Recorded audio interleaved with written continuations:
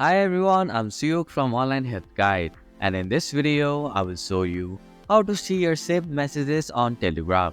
Accessing your saved messages helps you quickly find important notes or shared content without scrolling through tabs. So, let's get started on how to see your saved messages on Telegram. First, open the Telegram app on your device. Tap on the settings option from the bottom right corner of your screen. Here you can see the saved messages option. Tap on it. Now you can see all the messages that you have saved on Telegram. And this is how you can see your saved messages on Telegram. Thank you for watching Online Health Guide.